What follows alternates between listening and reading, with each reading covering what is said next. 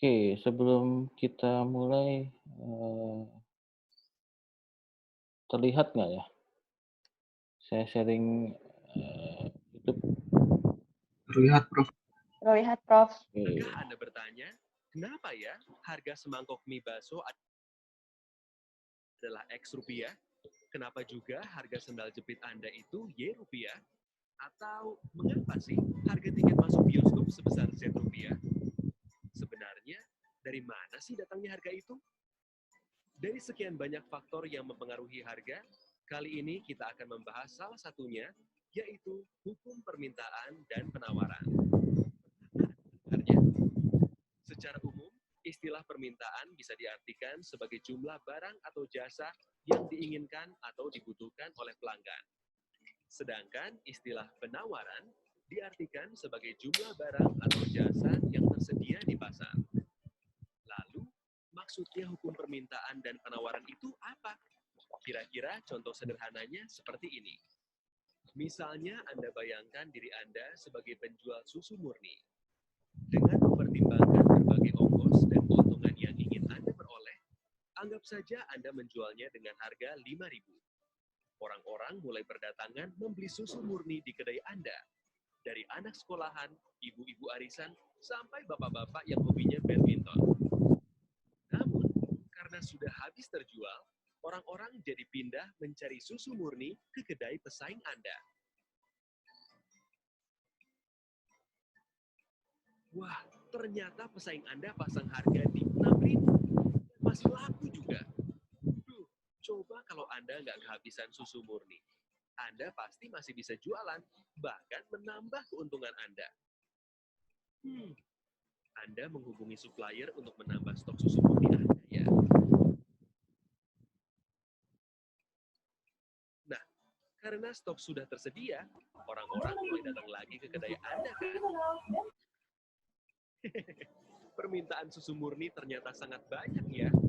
Ini jadi kesempatan Anda untuk terus mendapatkan keuntungan yang lebih banyak lagi.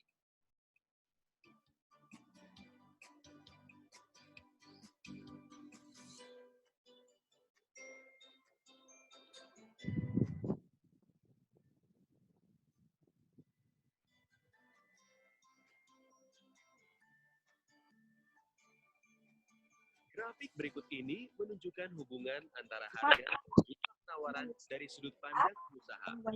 Semakin tinggi harga barang, para pengusaha akan terus menambah jumlah barang dagangan untuk mendapatkan keuntungan yang lebih banyak lagi. Hal ini biasa disebut sebagai kurva penawaran.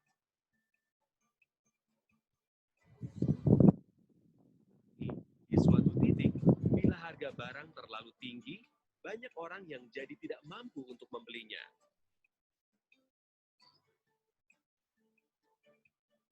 Dan dengan banyaknya jumlah persediaan barang yang ada, Anda malah jadi kelebihan stok. Lalu, apa yang akan Anda lakukan? Anda tidak akan berputus asa, bukan?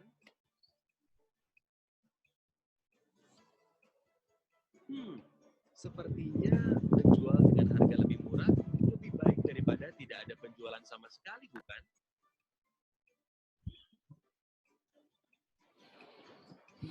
Wow, ternyata pesaing Anda juga terus menurunkan harga susu murninya ya.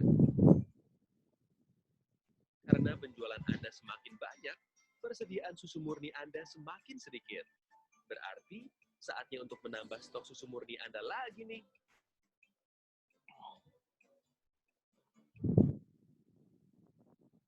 Ini kan hubungan antara harga dan jumlah permintaan dari sudut pandang pelanggan. Semakin tinggi harga barang, semakin rendah permintaan karena semakin tidak terjangkau oleh para pelanggan. Tapi, bila harga barang semakin murah, permintaan akan terus bertambah. Hal ini biasa disebut sebagai kurva permintaan. Nah, apabila Anda bandingkan kurva permintaan pelanggan dengan kurva penawaran pengusaha, bisa Anda lihat arah keduanya yang saling berlawanan. Di satu sisi, para pelanggan ingin belanja dengan harga lebih murah. Di sisi lain, para pengusaha ingin mendapatkan keuntungan lebih banyak. Namun ada satu kondisi di mana keinginan pengusaha dan keinginan pelanggan saling bertemu, yaitu di mana kedua kurva saling berpotongan. Titik ini biasa disebut sebagai titik equilibrium atau titik keseimbangan harga.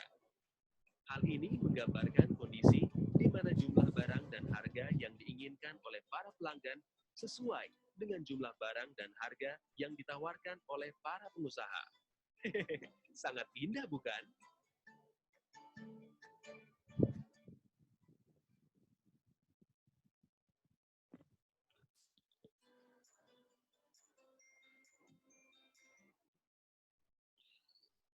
Oke, tadi barusan kita lihat ilustrasi singkat yang saya dapat dari YouTube ya, untuk menggambarkan mengenai supply and demand secara dekat. Nah, kita akan bicara hari ini refresh supply and demand dan juga masuk ke perhitungannya nanti.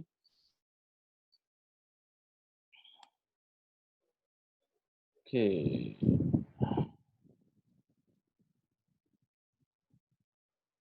Ketika kita bicara supply and demand, sebenarnya adalah kita akan bicara tentang bagaimana kita bisa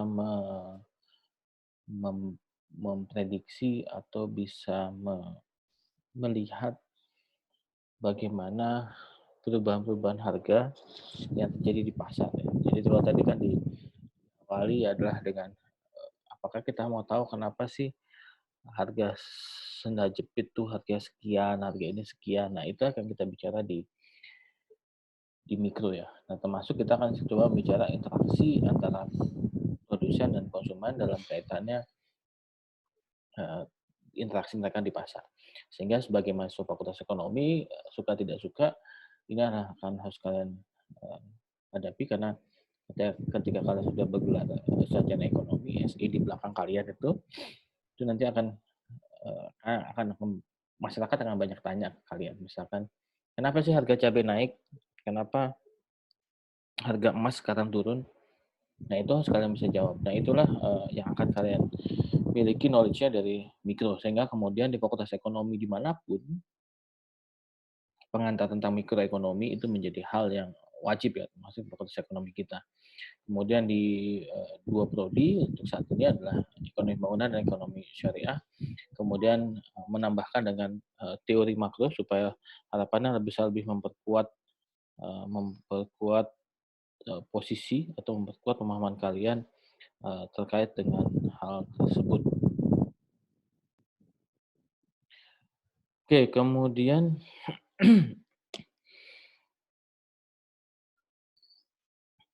kita akan bicara apa sih penawaran atau apa sih kurva penawaran. Tadi kan disampaikan di video tadi adalah penawaran adalah ketika harga suatu barang naik atau meningkat, maka akan semakin banyak jumlah barang yang ditawarkan oleh produsen. Nah, ketika kita bicara penawaran, maka bentuknya adalah positively slope ya, atau slope-nya adalah positif. Nah, ketika kita bicara penawaran, maka kita akan bicara ada dua hal di sini adalah apakah akan terjadi pergerakan di sepanjang kurva atau yang terjadi adalah pergeseran. Nah, yang pertama adalah kita akan bicara terjadinya pergerakan di sepanjang kurva. Jadi kalau tadi kita lihat di video ada harga 5.000, maka yang barang ditawarkan sekian oleh si tukang jual susu tadi. Ketika naik, jumlah barang yang ditawarkan makin banyak. Ketika naik lagi, makin banyak lagi. Sehingga kalau misalnya kita bisa tahu dari situ adalah selama dipengaruhi oleh barang itu sendiri, harga barang itu sendiri, maka yang perubahan keseimbangan terjadi karena adanya pergerakan di sepanjang kurva. Nah, yang kedua adalah bagaimana apakah kemudian kurva penawaran ini bisa bergeser. Nah, pergeseran kurva penawaran itu disebabkan oleh beberapa faktor. Salah satu faktornya adalah biaya produksi, cost of production. ketika cost of production itu turun, misalkan disebabkan karena kita punya teknologi baru, kita punya mesin baru, atau kita punya alat baru yang mengakibatkan kita bisa memproduksi menjadi lebih banyak dan lebih efisien, sehingga ini kita sebut dengan namanya pergeseran di kurva penawaran. Jadi tadi kalau hanya bergerak di sepanjang kurva itu disebabkan hanya oleh harga. Tetapi ketika ada faktor non harga seperti biaya produksi, teknologi, regulasi, aturan dan segala macam itu mengakibatkan terjadinya pergeseran kurva penawaran. Nah, ini di soal UTS semester lalu di pengantar mikro masih banyak yang menjawab salah ketika misalnya tanya apa bedanya pergerakan dan pergeseran. Padahal pergerakan dan pergeseran itu dua hal yang berbeda. Ketika bergerak berarti dia hanya di sepanjang kurva itu sendiri. Itu hanya faktor harga barang itu sendiri. Sementara kalau ada faktor lain, misalkan tadi ada biaya produksi yang menjadi lebih murah, ada teknologi baru, atau awalnya dia manual mengerjakan, kemudian dia beli mesin sehingga bisa lebih ini, atau ada regulasi baru sehingga kemudian mengakibatkan jadi shifting. Nah, shifting yang terjadi itu disebabkan oleh faktor non harga.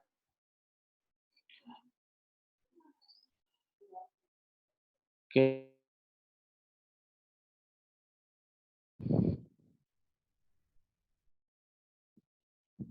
Nah, ini dari penjelasan saya. Jadi ketika kita bicara termasuk adalah yang bisa menyebabkan pergeseran itu ada gaji, makanya nanti kalau misalnya kita bicara di pasar input itu akan bisa bicara bahwasanya pasar input dan pasar output itu akan saling berpengaruh. Ketika buruh itu meminta kenaikan gaji, itu impact-nya juga ke pasar output karena akibatnya buruh naik gaji, cost of production meningkat, akhirnya kemudian price yang diberikan ke konsumen pun akan jadi naik. Jadi ini adalah satu kesatuan antara the production cost, wages, interest rate, dan cost of raw material. Jadi ini adalah faktor-faktor yang mempengaruhi selain harga barang itu sendiri yang dapat menyebabkan terjadinya shifting atau bergeser.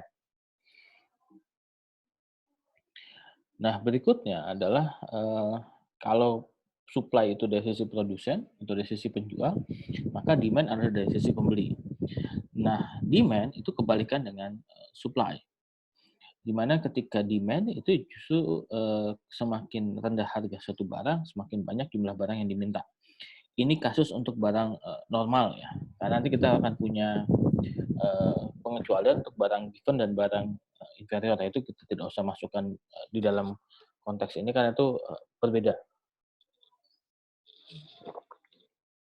Ketika saya pernah ngajar di Fakultas Syariah dulu, ada mahasiswa yang tanya misalkan, kenapa ketika ada yang jual apartemen, semakin tinggi harga, semakin banyak yang minta. Itu karena apartemen itu, apartemen mewah itu tidak termasuk kategori barang normal. Dia masuk kategori barang given, yang justru malah ketika semakin tinggi harganya, akan membuat kita akan semakin precious untuk memilikinya. Nah, ketika terjadi harga perubahan harga barang, baik naik ataupun turun, itu hanya akan mengakibatkan pergerakan di sepanjang kurva.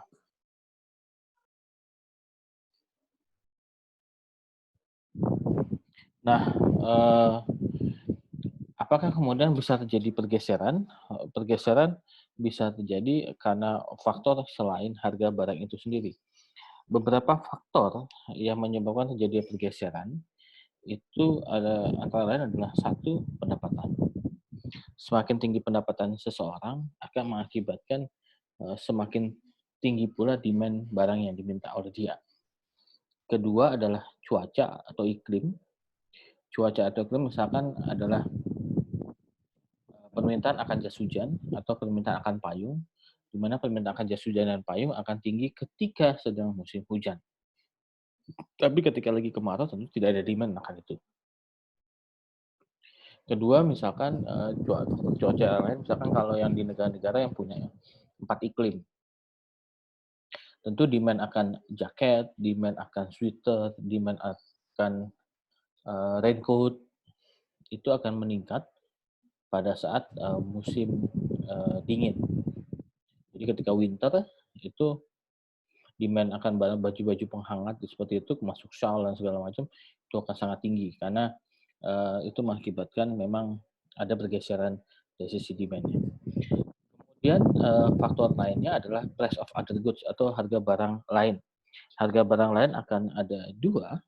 Pertama adalah harga barang substitusi, di mana kalau barang substitusi itu akan berbeda dengan barang komplementer. Barang substitusi adalah barang yang sifatnya bisa saling menggantikan. Sementara barang komplementer adalah barang yang sifatnya adalah saling melengkapi. Oke, buku bahasa Indonesia ada yang mencoba memasukkan adanya faktor selera ya. Kalau saya secara pribadi tidak bilang selera itu tidak bisa masuk sebagai faktor yang menggeser permintaan. Kenapa? Karena ketika kita bicara demand, demand itu adalah orang-orang yang memang potensial menjadi buyer, menjadi potensial menjadi pembeli. Pembeli itu artinya adalah emang dia selera untuk membeli di situ. Jadi buat apa lagi kita masukkan selera? Karena kalau tentu orang itu kalau tidak punya selera akan barang itu, buat apa dia menjadi potensial buyer? Sehingga yang kita masukkan hanya sebagai orang-orang yang menjadi potensial buyer di situ. Oke, nah faktor inilah kemudian menyebabkan terjadi pergeseran di sisi permintaan, yaitu akibat karena ada perubahan pendapatan, perubahan cuaca, dan kemudian harga barang lain. Nah, harga barang lain tadi saya bilang ada dua, ada substitusi dan harga komplementer.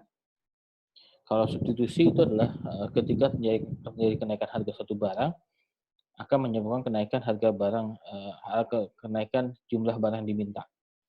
Sementara kalau komplement, harga suatu barang naik menyebabkan penurunan jumlah barang yang diminta. Jadi kalau substitusi itu bentuk hubungannya adalah positif, kalau komplement hubungannya negatif. Kenapa seperti ini? Oke, kita kasih contoh sederhana. Ini hanya contoh ya. Misalkan Pertamax dan produk Pertamax Pertamina dengan Super Resell itu anggaplah sama-sama awalnya harga 9.000. Kemudian ini adalah mereka saling menggantikan ya. Kemudian Shell naik jadi 9,5 misalkan, sementara Pertamax tetap 9.000. Impact-nya apa? Impact-nya adalah Pertamax menjadi lebih murah dibandingkan Shell.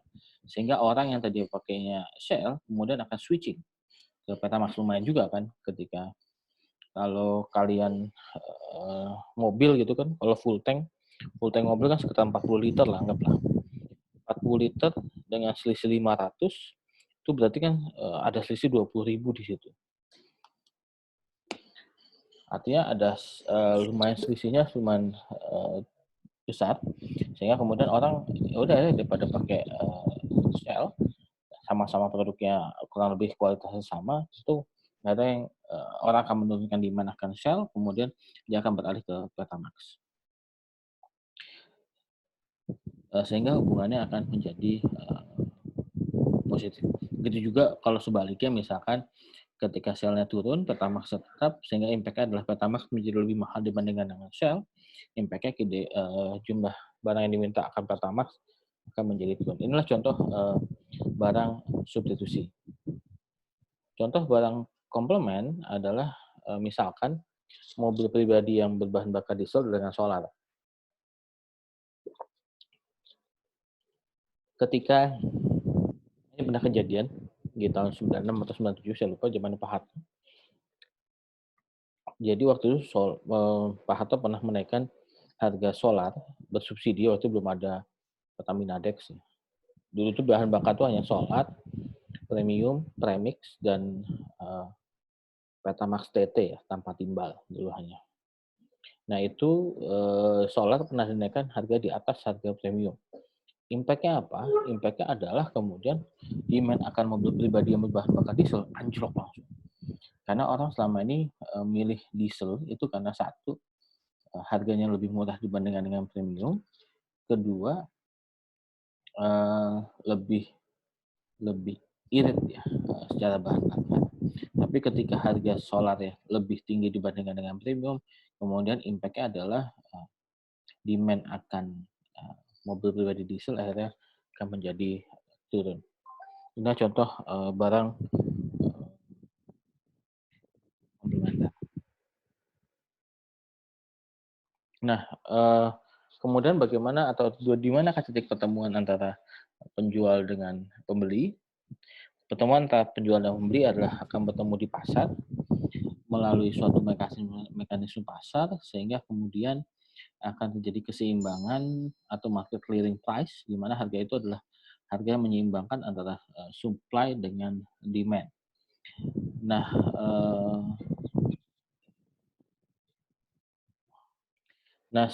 selama pergerakan terjadi di pasar, maka akan mengakibatkan harga yang tercipta adalah harga yang sesuai dengan market mechanism, di mana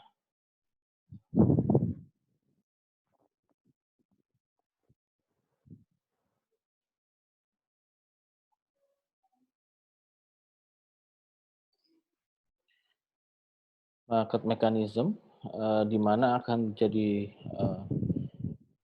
suatu pergerakan atau keseimbangan. Nanti kita akan bicara bahwasanya mekanisme pasar itu akan selalu menyebabkan terjadi keseimbangan pasar. Nanti setelah UTS kita akan bicara ternyata ada market failure. Market failure atau kegagalan pasar itu disebabkan karena 3 faktor. Faktor pertama adalah public goods atau barang publik. Faktor kedua adalah karena ada asymmetric information atau informasi yang tidak simetris. Yang ketiga adalah karena terjadi eksternalitas. Nah, ini akan kita bahas nanti setelah UTS 3 hal ini, kegagalan pasar yang terjadi bahwasanya ternyata tidak selamanya mekanisme pasar itu bisa menyelesaikan all the problems, ya, solve the problems. Jadi itulah kemudian membutuhkan kadang-kadang tetap ada intervensi pemerintah di dalam pasar.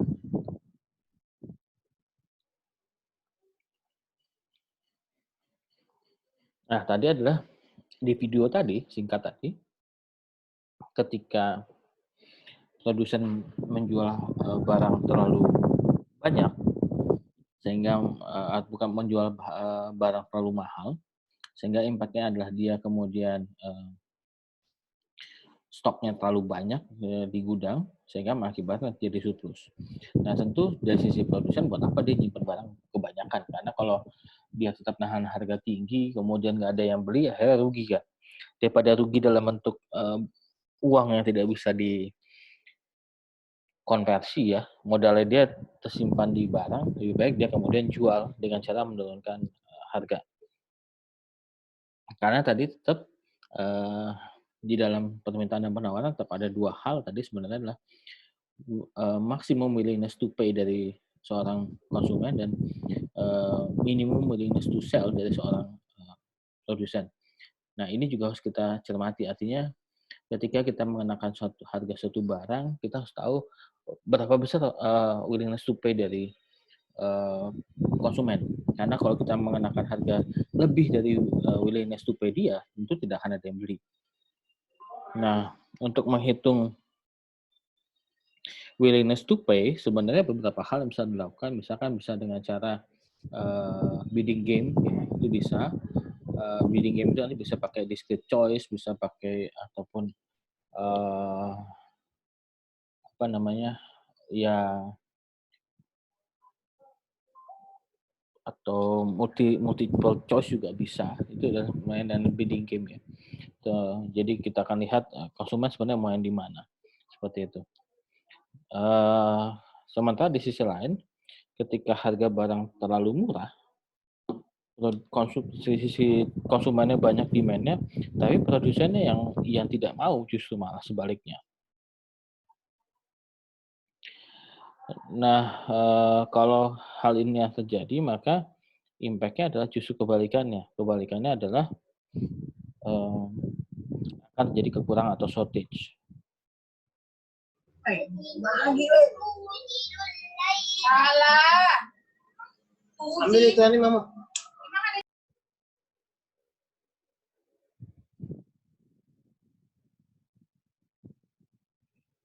Oke, jadi situasi surplus adalah situasi di mana jumlah barang yang ditawarkan itu melebihi dari jumlah barang yang diminta. Sementara shortage adalah jumlah barang yang diminta lebih besar dibandingkan jumlah barang yang ditawarkan.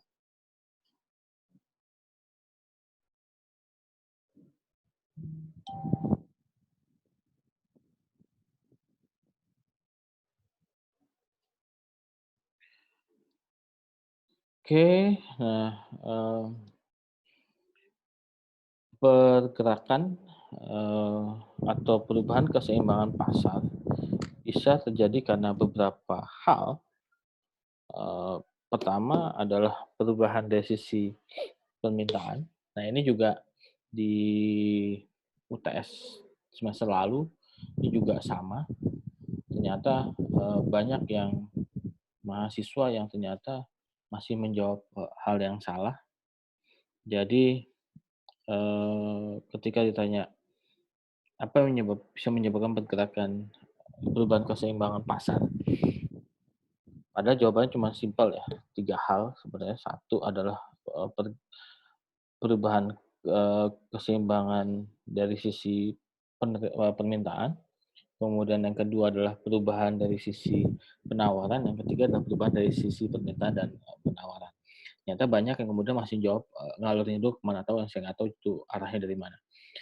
Apakah kemudian mahasiswa tersebut nggak pernah baca, nggak pernah ikut kuliah, atau ikut kuliah tapi cuma sekedar masuk Zoom kemudian, nggak tahu kemana wujud manusianya gitu, atau emang sama sekali nggak paham. Nah, kalau emang tidak paham sebenarnya bisa bertanya ya, bisa bertanya by chat maupun by di Google Classroom, pertanyaan-pertanyaan, terkait dengan materi kuliah. Jadi, pertanyaan itu bisa via WA, bisa juga via Google Classroom ya. Kan, ketika di materi apa saya share, kemudian kalian bingung silakan komen di situ, komennya ada hal-hal yang masih kalian ingin tanyakan. Oke, yang pertama adalah perubahan dari sisi, penawaran. Perubahan dari sisi penawaran misalkan, kita menemukan suatu mesin baru, sehingga dengan mesin baru itu kita bisa memproduksi barang menjadi lebih banyak dan lebih murah, bisa juga. Jadi dalam konteks, perubahan keseimbangan bisa ada 2 hal, yang terjadi.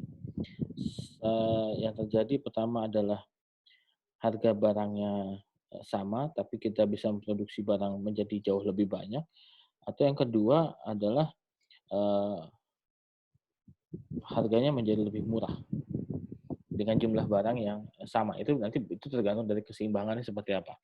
Artinya dengan kita menemukan alat baru ataupun mesin baru, sehingga kita bisa lebih, efisien. Tadi misalkan contoh di kelas A sebelumnya ada yang bertanya misalkan, usaha apa ya, take away apa ya, kemudian, karena demand-nya tinggi, kemudian yang tadi dia ngerjakan manual, kemudian dia sekarang mencoba pakai otomatisasi, pakai mesin. Nah, itu bisa aja. Jadi ketika kita melakukan, otomatisasi itu ya, dengan menggunakan mesin-mesin, sehingga mengakibatkan, eee, kita bisa memproduksi barang menjadi jauh lebih banyak dan mudah-mudahan itu bisa menjadi lebih murah. Yang kedua adalah shifting yang terjadi akibat, pergeseran di permintaan. Misalkan, kita ambil contoh yang di UTAS tahun lalu, UTS semester lalu misalkan demand for gold, permintaan akan logam mulia. Kita lihat di masa awal pandemi ketika, eee, pasar modal itu anjlok, kemudian orang banyak mencari sarana safe haven yang baru. Sarana safe haven yang baru adalah, emas ya, karena, cenderung stabil. Tapi kemudian kita lihat, di belakangan ini, justru terjadi, sebaliknya. Sebaliknya adalah,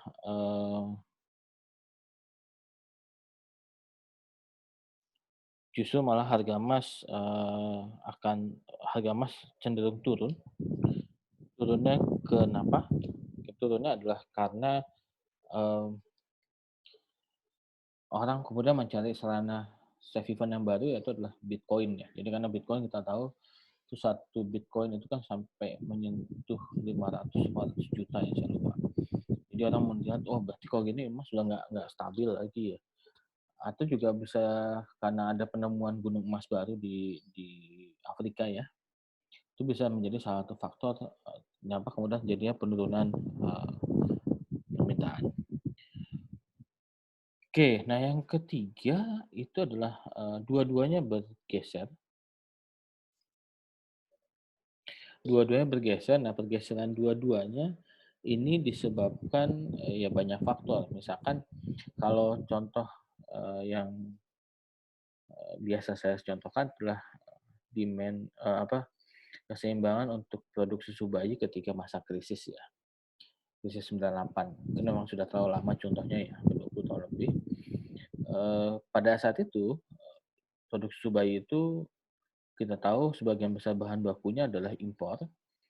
Sementara di sisi lain kita tahu pada saat itu rupiah anjlok, seanjlok-anjloknya ya, dari yang $1 2.500 menyentuh $1 itu menyentuh angka 16.000 atau hampir 6 kalinya. Asum kita tahu pada masa Habibie menjadi presiden sementara itu kemudian bisa menstabilkan sampai di angka 8.000. Nah, kenaikan rupiah, pelemahan nilai tukar rupiah dari 2.500 ke 16.000 itu akan mengakibatkan kenaikan cost of production yang cukup tinggi, sehingga kemudian kurva supply-nya shifting ke kiri.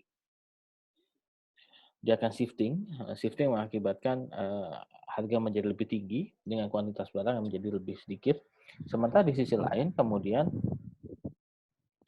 demand akan susu bayi itu cukup tinggi karena banyak ibu-ibu yang tidak bisa memberikan ASI kepada anaknya, tentu akhirnya harus memberikan susu formula.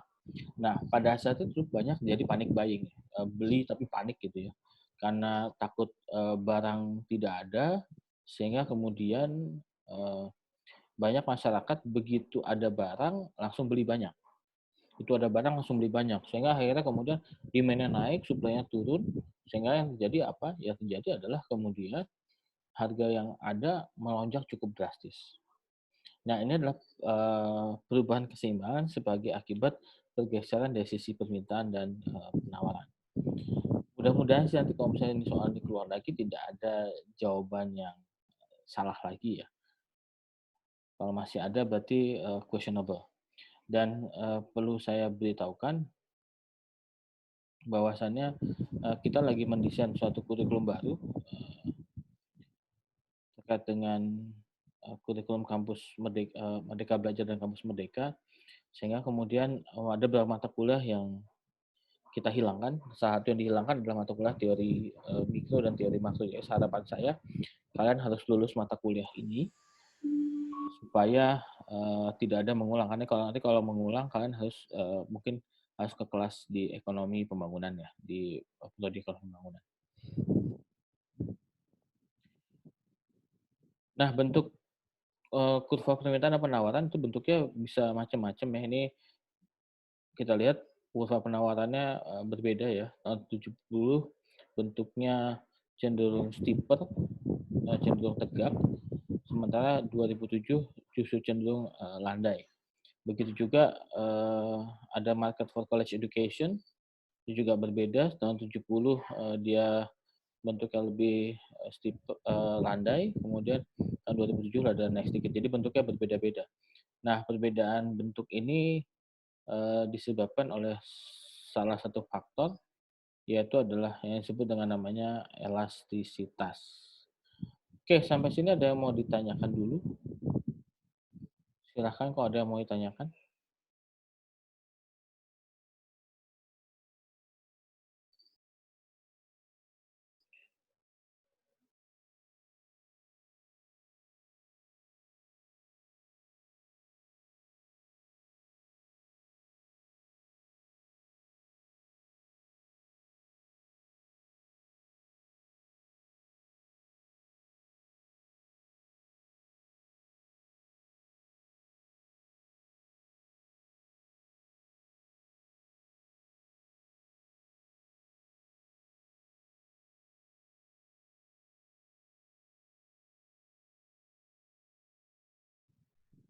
Oke, kita kan mencoba aplikasi fungsi ya. Mungkin ini kalian sudah dapatkan di matematika ekonomi di semester 1.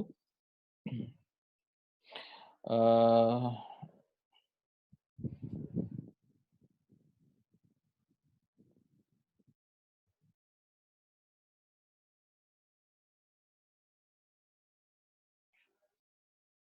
Pertama kita coba lihat fungsi demand. Kita punya fungsi demand adalah P sama dengan 15 min Q. Kemudian kita punya fungsi supply, itu adalah 3 plus 0,5 Q. Nah,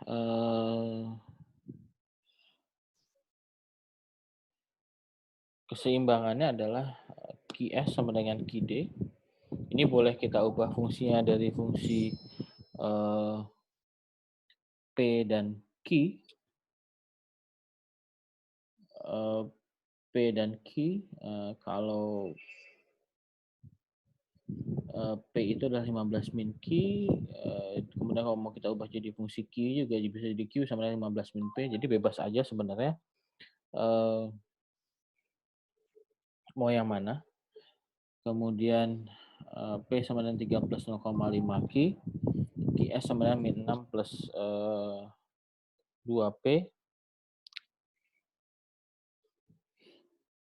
Kemudian kita ubah fungsi adalah QS sama dengan QD, itu adalah 15 min P sama dengan min 6 plus 2P.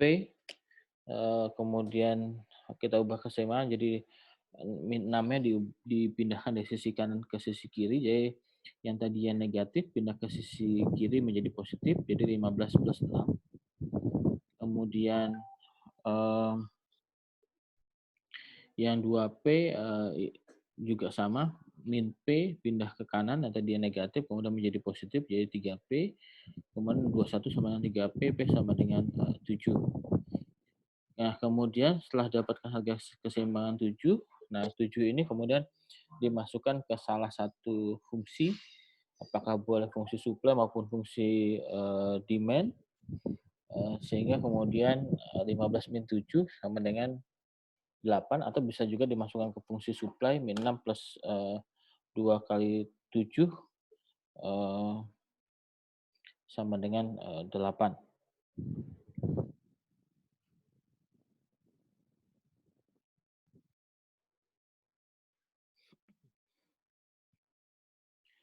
Oke,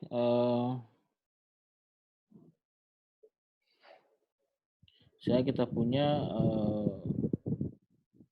P dan Q keseimbangan adalah 7 dan 8. Nah, contoh lain ini adalah P sama dengan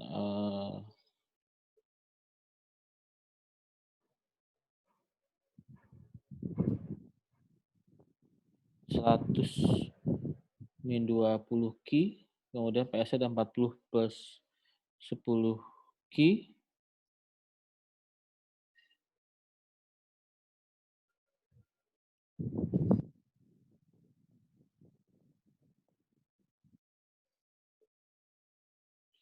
Kemudian kita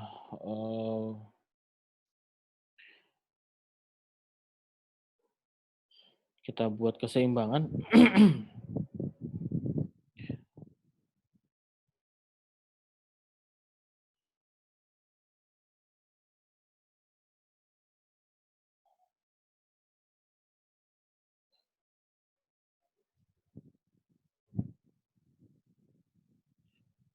Keseimbangan adalah kalau yang ini kita coba cari dulu key-nya dulu sebenarnya. Jadi sebenarnya antara kalian mau bentuk tetap fungsinya di P atau fungsinya di Q sebenarnya sama aja. Karena pasti akan mencari P dan Q yang sama. Nah, kalau ini key-nya sama dengan 2, P-nya sama dengan 60. Sehingga tercipta keseimbangan pasar adalah 60 dan 2. Oke, ini adalah untuk contoh ketika keseimbangan di satu macam barang. Nah, keseimbangan juga bisa terjadi di dua macam barang. Oke,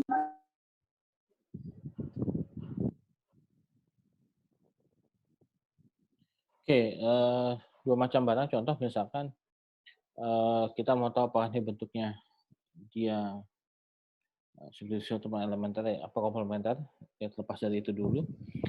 Kemudian kita akan coba lihat fungsi misalnya mainan robot dan mainan mobil-mobilan ya. Q dx sama dengan 9 min 3 px plus 2 py. Ini adalah fungsi demand untuk mainan robot.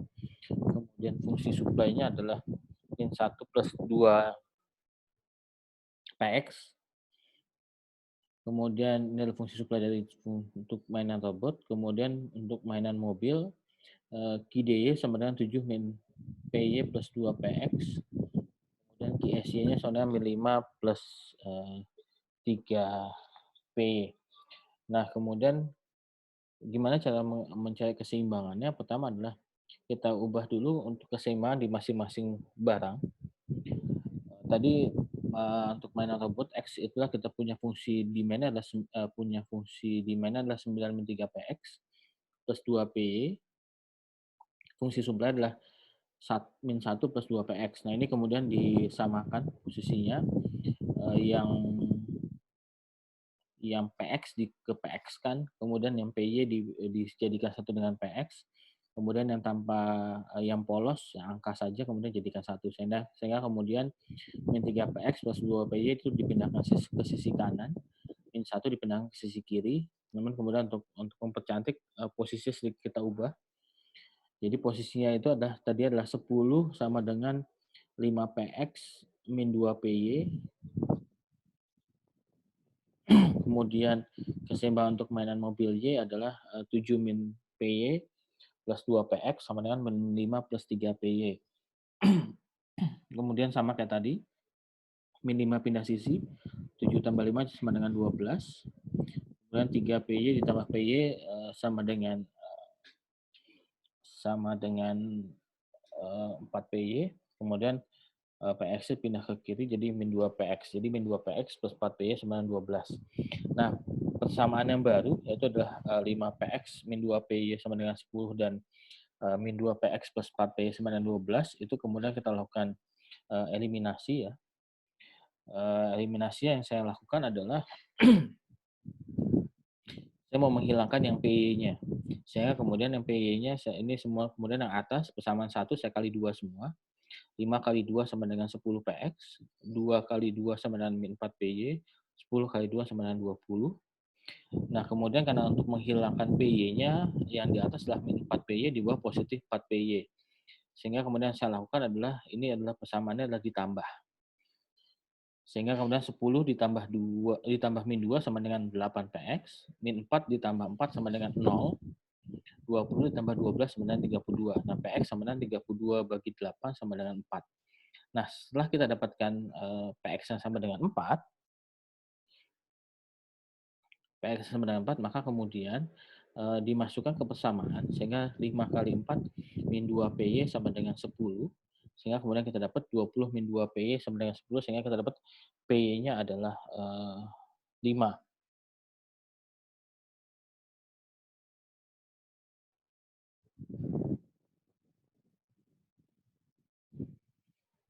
Kemudian PX dan PY yang kita sudah dapatkan tadi, kemudian kita masukkan ke dalam persamaan.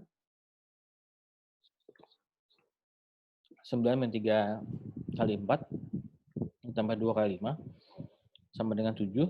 Y-nya sama dengan 7 min 5 plus 2 kali 4 sama dengan 10. Sehingga kita dapat adalah kuantitas yang keseimbangan untuk mainan robot adalah harganya adalah 4, kuantitas 7. Sementara untuk mobil-mobilan adalah harga 5 dan kuantitasnya adalah 10.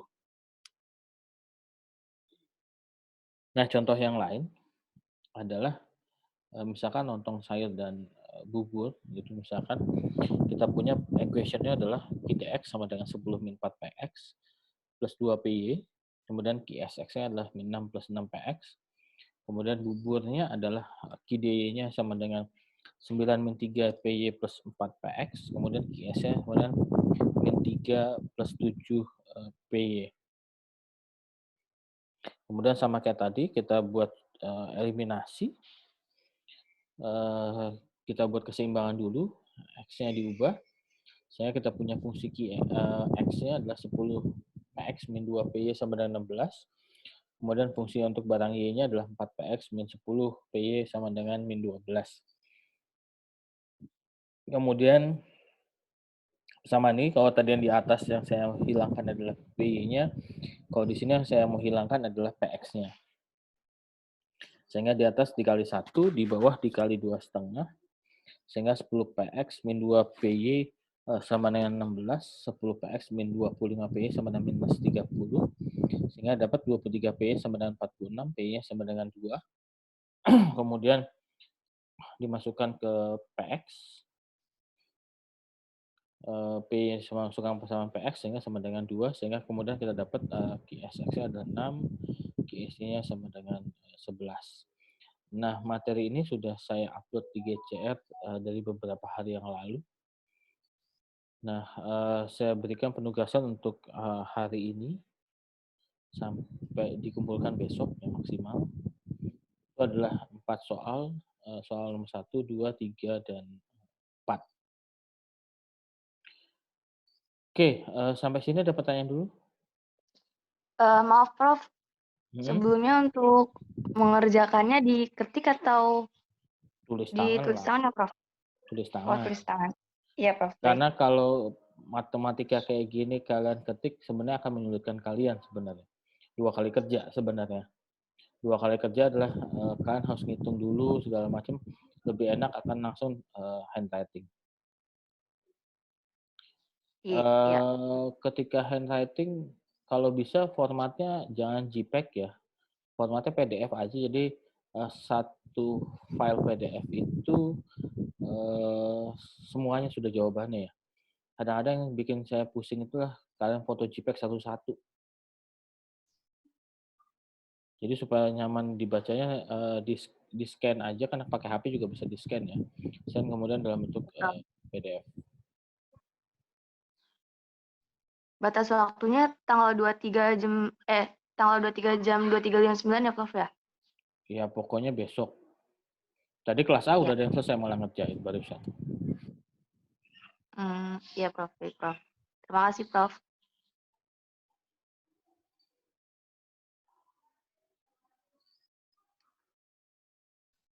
Izin bertanya, Prof. Ya silakan.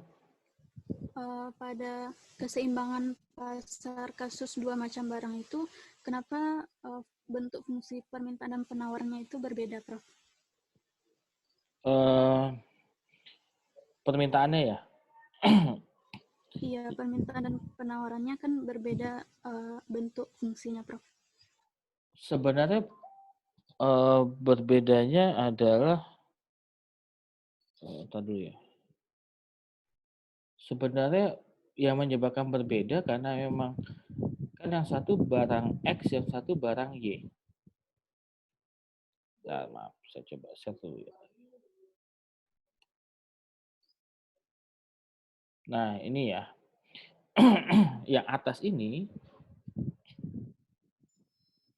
adalah barang X. Tentu ketika barang X, tentu X-nya adalah untuk kasus barang normal kan harga naik, maka Q-nya turun. Sehingga kemudian fungsinya pasti adalah selalu akan minus.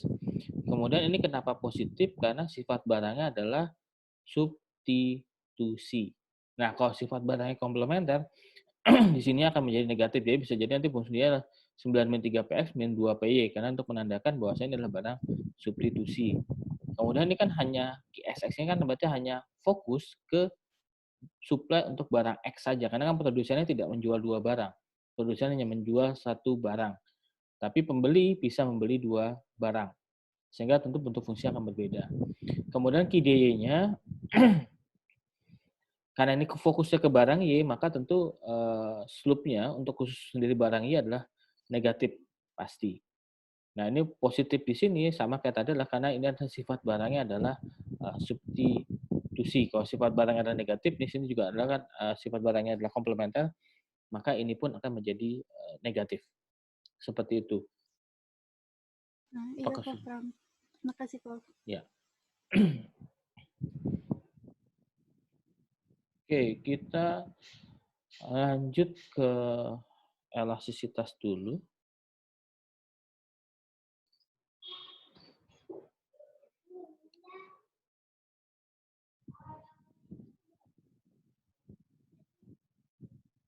Oke, elastisitas. Elastisitas adalah perubahan dari suatu variabel sebagai akibat kenaikan 1% variabel lainnya. Nah, kenapa elastisitas menjadi penting? Karena dengan elastisitas kita akan bisa tahu, misalkan, kenapa bentuk kurva misalkan, maaf, bentuk kurva demand seperti ini contoh ya, atau bentuk kurva supply seperti ini. Ini untuk membuat bentuk kurva seperti ini adalah basisnya adalah di elastisitas. Dan kemudian kenapa elastisitas menjadi penting untuk dipelajari karena dengan elastisitas kita akan bisa tahu strategi apa yang harus kita terapkan misalnya kalau kita jadi wirausaha. Nah, ketika kalian jadi entrepreneur gitu ya, entrepreneur itu harus mengetahui jenis jenis barangnya seperti apa.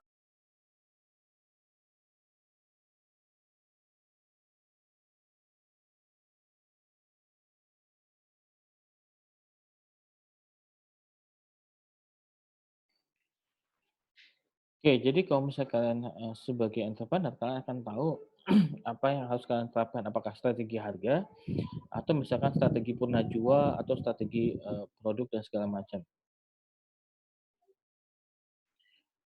Nah,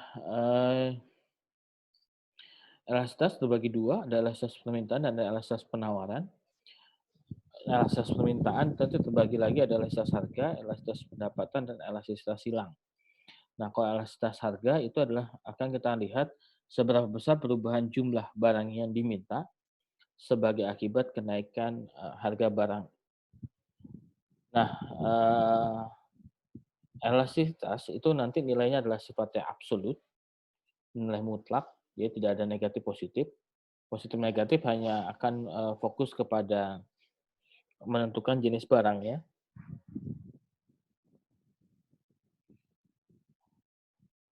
Nah, nanti jadi kita akan mau lihat sebenarnya kalau ada harga 1% dari suatu variabel naik, kira-kira dampaknya terhadap jumlah barang yang diminta seperti apa? Apakah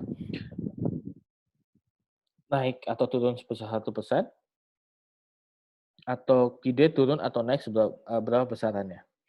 Sehingga kita lihat dia akan bisa lebih dari satu, kurang dari satu, maaf, lebih dari satu sama dengan satu, tidak berubah atau berubah tak terhingga. Ini akan kita coba lihat di sini. Sehingga kita bisa bilang nanti nilainya berdasarkan matematik, ya berdasarkan matematik bukan berdasarkan praktek. Ada inelastis atau elastisitasnya lebih kecil dari satu, elastis ketika nilainya lebih besar dari satu, elastis unitary ketika EH sama dengan satu, inelastis sempurna. Jadi berapapun harga barang, orang akan tetap membeli sesuai dengan dibutuhkan, yaitu EH sama dengan 0. Kemudian elastis tak terhingga, atau EH sama dengan tak terhingga. Tapi di dunia nyata kita hanya fokus kepada dua hal, yaitu adalah inelastis dan elastis. Elastis unitary itu sangat sulit ditemui. Kayak sepengetahuan saya, belum pernah ditemui barang yang elastis unitary. Tapi mendekati itu iya mungkin, tapi tetap bukan elastis unitary. Misalkan elastisitasnya 0,995, itu tetap belum satu. Atau elastisitasnya 1,005, tetap aja itu lebih besar dari satu. Jadi kita fokus hanya kepada yang inelastis dan elastis. Meskipun ada buku kemudian yang bilang ada contoh inelastis sempurna, yaitu adalah garam. Jadi berapapun harga garam, itu tetap orang akan membeli sesuai dengan jumlah yang dibutuhkan. Kalau kalian, misalkan ibu kalian tiap hari masak di rumah, itu pasti kebutuhan akan garam akan selalu sama selama ya dalam posisi yang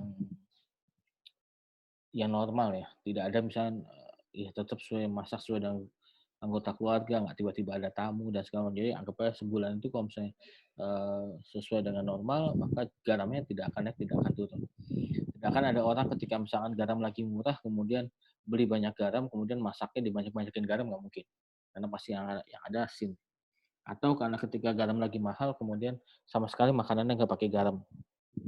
Nah ini juga tidak mungkin. Sehingga kemudian kita bilang bahwasanya kita hanya concern kepada dua hal, yaitu adalah inelasis dan elasis. Nanti elastisitas juga ada yang lain, ada elastisitas pendapatan, yaitu untuk menentukan apakah jenis barangnya apakah barang normal, barang given, ataupun barang inferior. Kalau ini adalah, kalau tadi di elastisitas harga adalah delta Q per delta P sama dengan P per Q, kalau di sini adalah delta Q per delta I, di mana I adalah income, kali I per Q. Jadi ini adalah elastisitas pendapatan. Kemudian elastisitas silang adalah untuk melihat seberapa besar dampak perubahan harga barang lain terhadap jumlah barang yang diminta. Nah, ini untuk menentukan apakah barangnya substitusi atau barangnya adalah komplementer. Nah, bentuknya tadi yang saya bilang, nilai yang tadi 5 nilai tadi, kita punya ini yang tegak lurus ini adalah EH sama dengan 0. Jadi elastisitas sama dengan 0. Kemudian tegak lurus,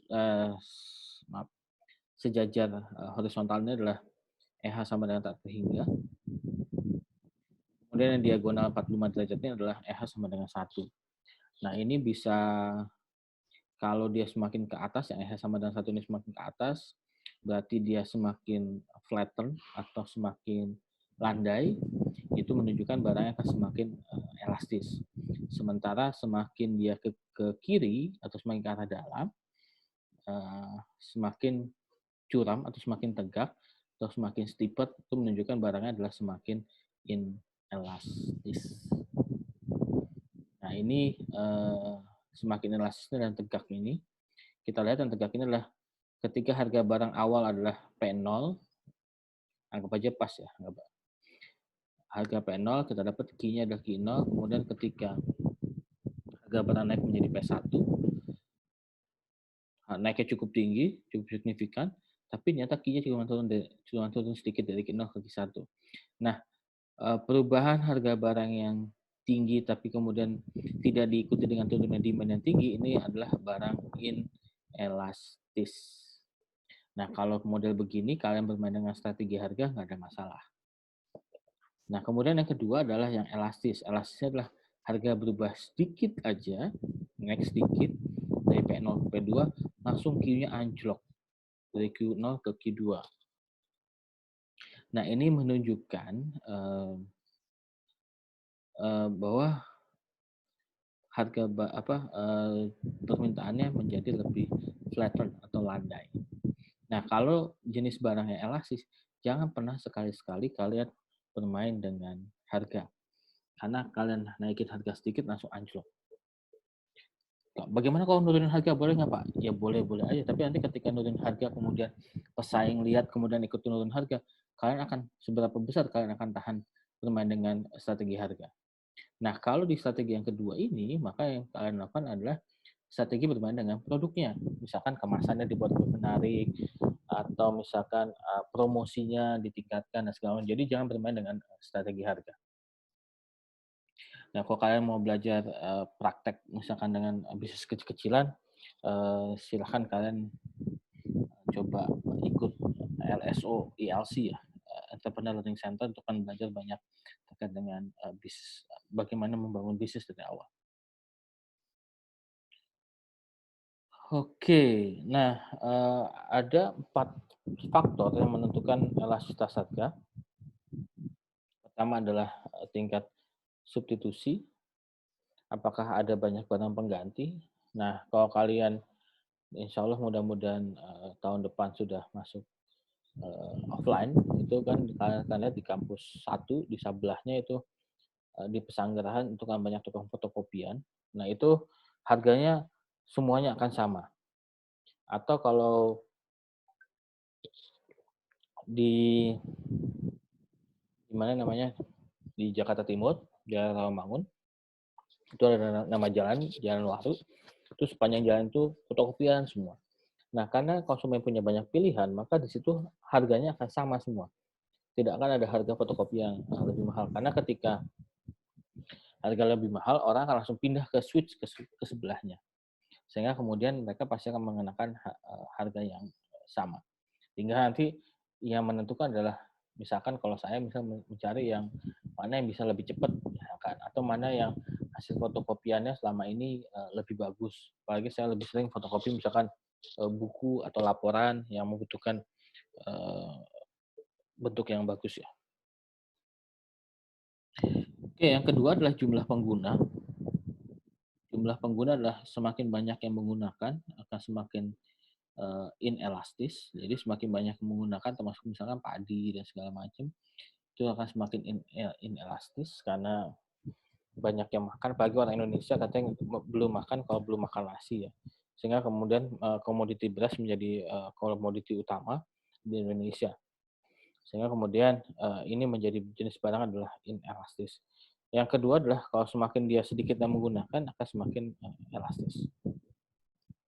Faktor ketiga adalah proporsi kenaikan harga terhadap pendapatan konsumen. Semakin tinggi proporsinya. Ini contoh misalkan mahasiswa A dan B itu punya uang saku yang berbeda. Mahasiswa A 2 juta per bulan, mahasiswa B 10 juta per bulan. Kos-kosan awalnya harga 500.000 per bulan, ini berarti proporsinya adalah bagi mahasiswa A 25%, bagi mahasiswa B hanya 5% dari uang jajannya dia.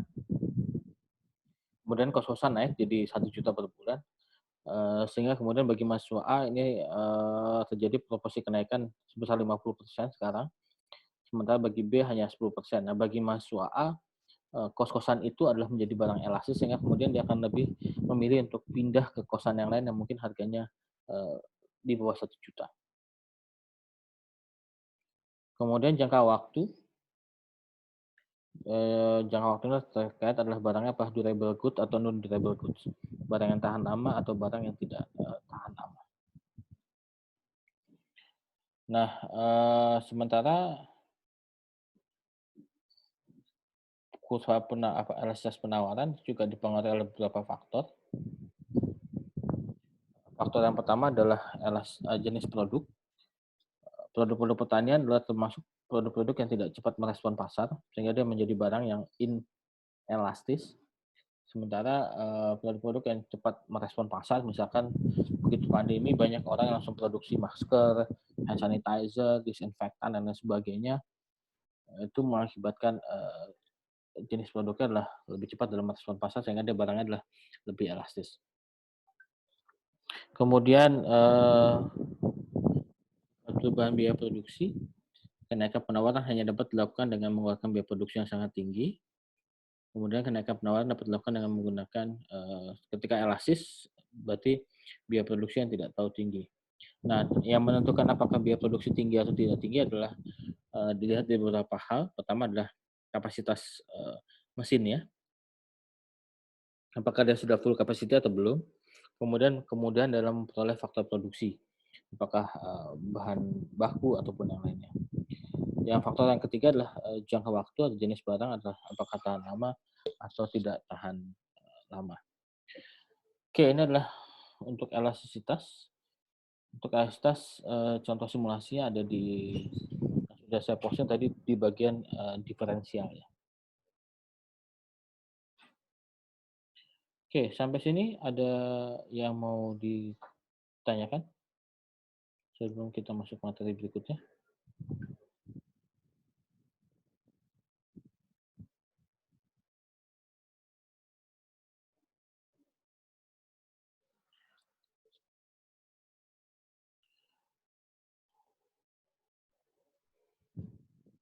Oke, kalau tidak ada kita lanjut ke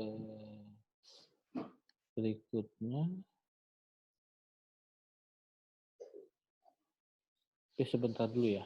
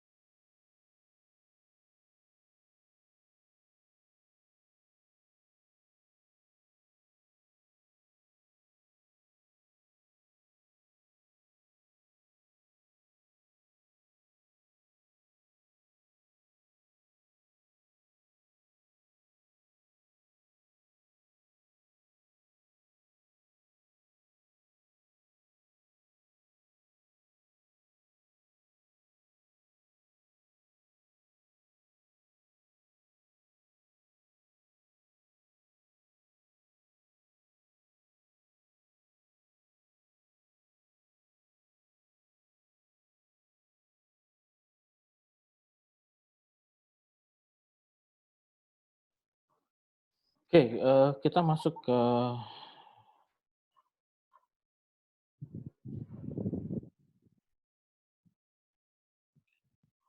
bagian, kebijakan pemerintah, di mana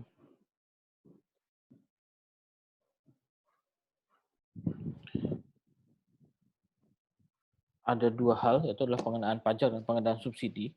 Nah, pengenaan pajak ini sebenarnya pajak itu ketika misal PPN ini, contoh PPN, ketika PPN itu dikenakan di suatu barang, sebenarnya yang menanggung tidak hanya pembeli tapi juga, penjual. Penjual, menanggung, sebagai akibat dari penurunan, jumlah barang yang diminta oleh konsumen ya. Sehingga sebenarnya, produsen mengalami kerugian sebesar, segi A dan segitiga B, sementara penjual juga mengalami hal yang sama, yaitu adalah sebesar, asiran D dan, C. Nah, government itu menerima dua-dua adalah sebesar A plus D, sehingga B dan C ini adalah yang tidak bisa dinikmati oleh, siapapun juga, atau, debt back loss kita sebut. Nah, nanti untuk menghitung ini kita akan menggunakan, eee, surplus konsumen dan surplus produsen, tapi untuk tahap awal, matematika yang saya kasih di aplikasi fungsi nanti adalah hanya bicara, perubahan keseimbangan, P dan Q sebagai akibat dari perubahan harga, sebagai pengenaan pajak. Kemudian, seberapa besar pajak yang ditanggung ini tergantung kepada elastisitas lagi-lagi. Apabila barangnya inelastis, maka beban pajak itu akan sebagian besar akan ditanggung oleh pembeli, di mana, pembeli akan fokus untuk mengenakan semuanya ke konsumen. Sementara di sisi lain, semakin elastis, demand suatu barang, maka oleh konsumen beban pajak akan sebagian besar akan ditanggung oleh, dia. Sehingga kita akan bisa melihat bahwasanya ternyata elastisitas itu berdampak kepada, pengenaan beban pajak yang ditanggung oleh, produsen. Nah, sisi lain dari pajak adalah, subsidi. Jadi kalau subsidi itu justru malah, terjadi penurunan harga di bawah harga penjual, tetapi kalau disubsidi adalah, selisih harganya itu ditanggung oleh government atau oleh pemerintah. Jadi harga supply-nya adalah sebesar PS itu, tapi kalau di harga itu sebenarnya kemudian, buyer tidak mau beli, sehingga kemudian supaya buyer mau beli, dia boleh bayar sebesar di PB, tapi adalah selisih antara PS dan PB kemudian, ditanggung oleh, pemerintah melalui, subsidi. Sehingga kalau di sisi sini adalah, penjual dan pembeli tidak ada yang dirugikan, justru dua-duanya diuntungkan, tapi adalah kemudian bebannya dialihkan ke government atau pemerintah. Nah, ini contoh, kita punya QD sama dengan 150 min 25 PB, kemudian QS adalah 60 plus 20 P, sehingga kemudian, PB min PS sama dengan $1. Jadi ini adalah, subsidinya atau ini pajaknya, maaf, pengenaan pajaknya, tax on gasoline. Jadi, pemerintah bilang, "Pokoknya saya minta $1 per gallon." Sehingga kemudian 150 min 25 PB sama dengan 60 plus 20 PS sama dengan PB sama dengan PS sama dengan, PB sama dengan PS plus $1. Sehingga sebenarnya 150 min 25 PB ini disamakan, sehingga kita dapat PS-nya adalah, 1,44.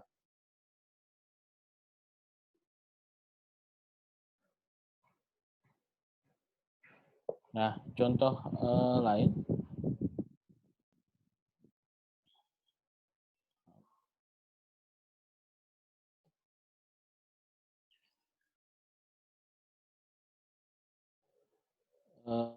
contoh, lainnya tadi ya.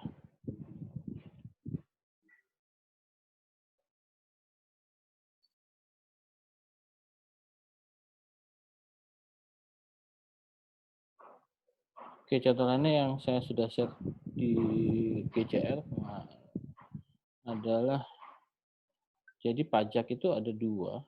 itu adalah pajak yang sifatnya lump sum tax. Jadi dia kena pajak dalam bentuk nominal, dan yang kedua adalah bentuk pajak dalam bentuk percentage atau persentase. Yang pertama adalah kita lump sum tax atau pajak ini adalah misalnya kita punya equation udah P sama dengan 15 min Q, kemudian P-nya satu lagi 3 plus 0,5 Q, sehingga kemudian dikenakan pajak spesifik sebesar 3 per unit. Nah, ini kita buat keseimbangannya dulu adalah 15 min P, kemudian QS-nya min 6 plus 2P, sehingga dapat harga keseimbangan adalah 7. Kemudian cari kuantitas keseimbangan adalah 8. Ini adalah kuantitas dan harga keseimbangan sebelum pajak. Nah, setelah dikenakan pajak, maka fungsi penawarannya berubah. Bukan fungsi demand-nya, tapi penawarannya. Itu dimasukkan ada tambahan 3 di sini. Sehingga P sama dengan 3 plus 0,5 Q plus 3. Sehingga kemudian P sama dengan 6 plus 0,5 Q. Sehingga dapat Q adalah min 12 plus 2P. Sehingga kemudian keseimbangan pasarnya berubah, min 12 plus 2P sama dengan 15 min P. Sehingga dapat harganya adalah 9. Di mana sebelumnya harganya adalah 7, kemudian kuantitasnya menjadi 6, sebelumnya adalah 8. Sehingga dari sini kita akan lihat bahwasannya dengan pajak, maka harga akan naik dari 7 ke 9, berarti yang 2 ditanggung oleh konsumen, yang 1 ditanggung oleh produsen. Kemudian Q-nya berubah dari 8 turun menjadi 6. Ini adalah contoh lump sum tax ya, tax yang kena pajak spesifik. Yang kedua adalah kalau dia terkena pajak yang sifatnya persentase. Misalkan kayak PPN itu kan kena pajaknya adalah dalam bentuk persentase ya, 10%. Nah ini misalkan tax-nya adalah 25% dari harga jual. Misalkan P sama dengan 3 plus 0,5 Q plus 0,25 P, karena kan 25% dari harga jual plus 0,25 P. Sehingga kemudian P sama dengan P-nya 1, 0,25 digeser ke kiri, jadi 1 dikurang 0,25 sama 0,75 P, kemudian sama dengan 3 plus 0,5 Q. Sehingga bentuk fungsinya kemudian P sama dengan 3 dibagi 0,75 sama dengan 4, kemudian 0,5 dibagi 0,75 sama dengan 2 per 3 Q,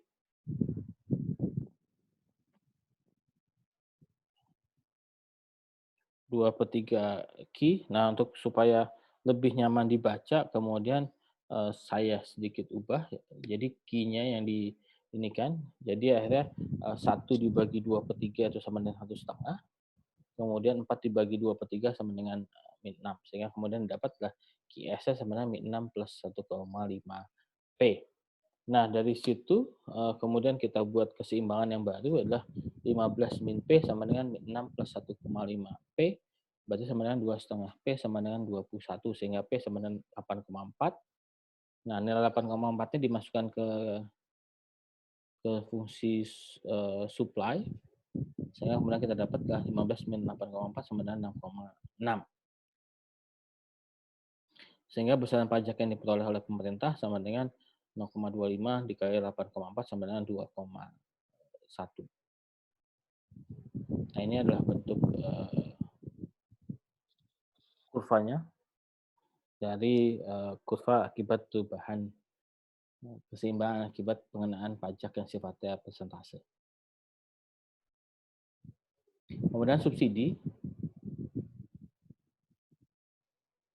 dengan fungsi yang sama tadi di atas adalah P sama dengan 15 min Q, penawaran adalah 3 plus 0,5 Q. Kemudian ketika ada harga subsidi adalah 1,5 per unit barang ya, sehingga kemudian adalah P sama dengan 3 plus 0,5 dikurang 1,5, sehingga sama dengan P sama dengan 1,5 ditambah 0,5 Q sama dengan ketika Q-nya dijadikan fungsi dikikan, maka P sama dengan 1 bagi 1,5 sama dengan 2P, 1,5 pindah ke kiri dibagi 1,5 sama dengan min 3, berarti Q sama dengan min 3 plus 2P. Kemudian disamakan kayak tadi fungsi QD sama dengan fungsi QS, sehingga kemudian didapat QP 3P sama dengan 18, P sama dengan 6. Kemudian 6 ini dimasukkan ke fungsi penawaran lagi, 3 plus 2P, sehingga didapat adalah 9. Ini adalah subsidi ya. Jadi besaran subsidinya adalah harga yang sekarang dibandingkan harga yang seharusnya tercipta di pasar. Oke, nah nanti minggu depan kita akan bicara, di pertemuan berikutnya, mohon maaf, akan bicara terkait dengan konsumen, kemudian kita akan masuk ke menghitung optimum utilitas. Nah itu materinya sudah saya upload di GCR, untuknya itu adalah terkait dengan diferensial fungsi majemuk ya. Mungkin di matematika 1 belum dapat, tapi nanti sekaligus aja. Oke, ada pertanyaan sampai di sini?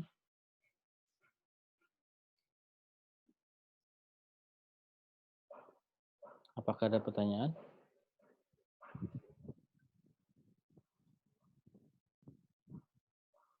Izin bertanya, Prof. Ya, silakan. Misalnya ada permintaan dan penawaran terhadap obligasi. Nah, apakah misalnya sebanyak lembarnya itu berpengaruh terhadap keseimbangan, Prof? Obligasi apa dulu nih?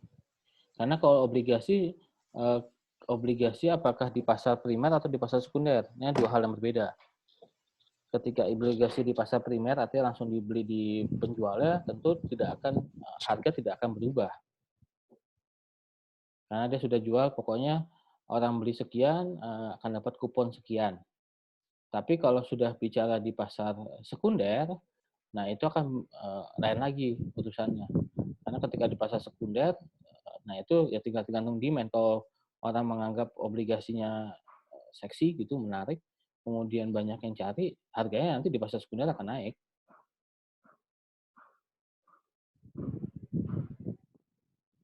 Baik, Prof. Terima kasih, Prof. Oke, Muhammad Bilal ada?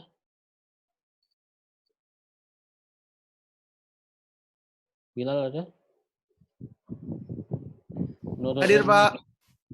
Nurul Ilmiah?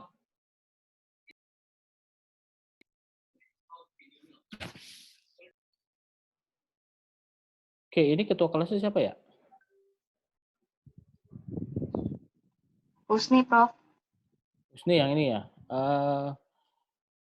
Ini kan jumlah mahasiswa ada 41 ya kalau di AIS saya. Ini di Zoom ada 40, berarti ada kurang 2 lagi ya. Nah, tolong WA ke saya nanti siapa yang tidak masuk ya. Daripada saya absen satu-satu, tolong ketua kelas kasih tahu ke saya siapa yang tidak masuk sekarang. Oke, apakah ada pertanyaan untuk materi hari ini?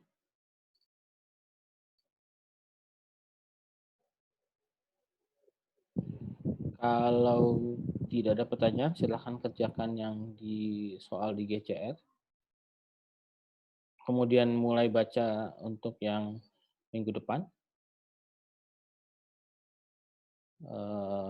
Supaya bisa tahu dulu, karena sedikit rumit. Kemudian yang buku yang saya share di GCR juga, Saum Microeconomics, itu bisa kalian baca juga untuk paham beberapa konsep-konsep inti.